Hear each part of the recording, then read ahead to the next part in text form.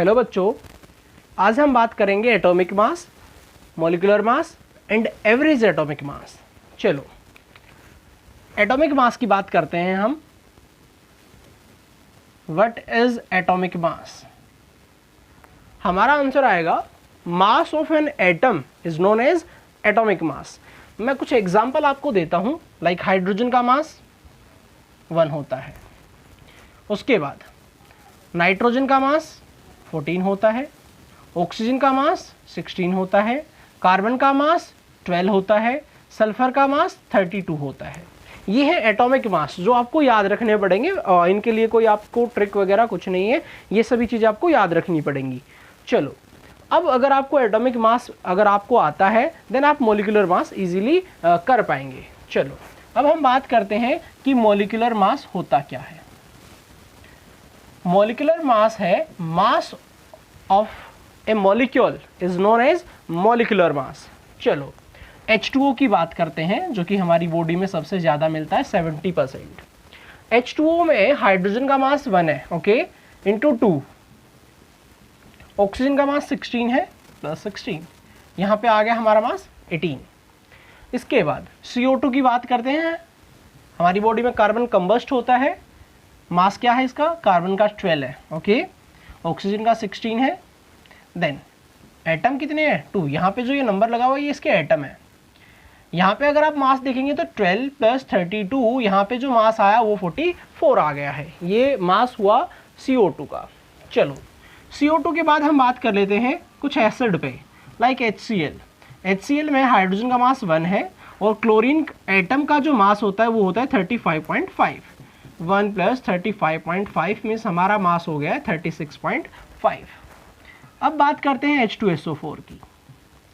H2SO4 में hydrogen का मास 1 into 2, sulphur का मास 32 है, ऑक्सीजन का मास 16 है इंटू 4, ओके। देन अगर आप इसको सोल्व करेंगे तो आपका जो मास आएगा वो क्या आएगा? 98 आएगा।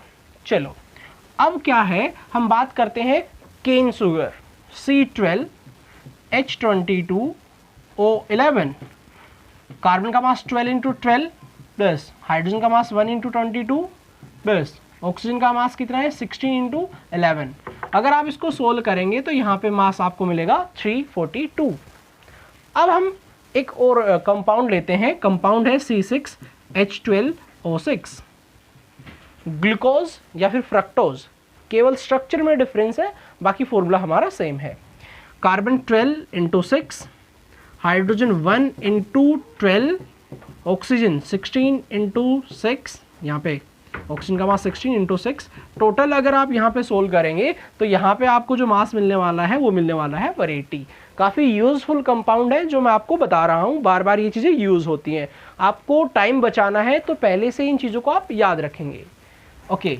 काफ़ी बार आपका यूरिया भी यूज़ होता है। यूरिया होता है NH2CONH2। यहाँ पे नाइट्रोजन कितनी है हमारी? 2। नाइट्रोजन का मास है 14, एटम कितने हैं? 2। हाइड्रोजन का मास होता है 1, एटम 2 2 4 इंटू 4। ऑक्सीजन का मास 16, कार्बन का मास 12।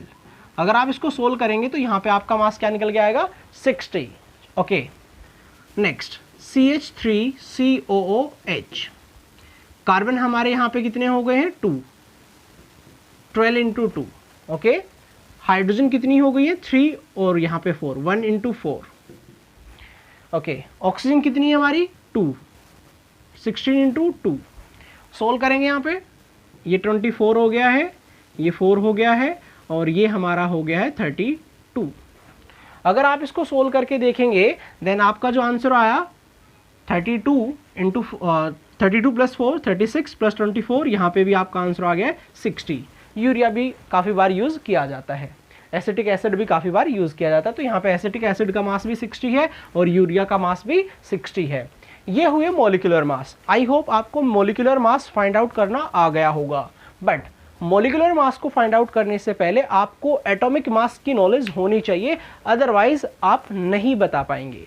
अब हम बात करते हैं एवरेज एटॉमिक मास को कैसे फाइंड आउट किया जाए, तो मैं वो आपको अभी क्लियर करता हूँ। चलो स्टार्ट करते हैं हम एवरेज एटॉमिक मास। कि एवरेज एटॉमिक मास को हम कैसे फाइंड आउट करें।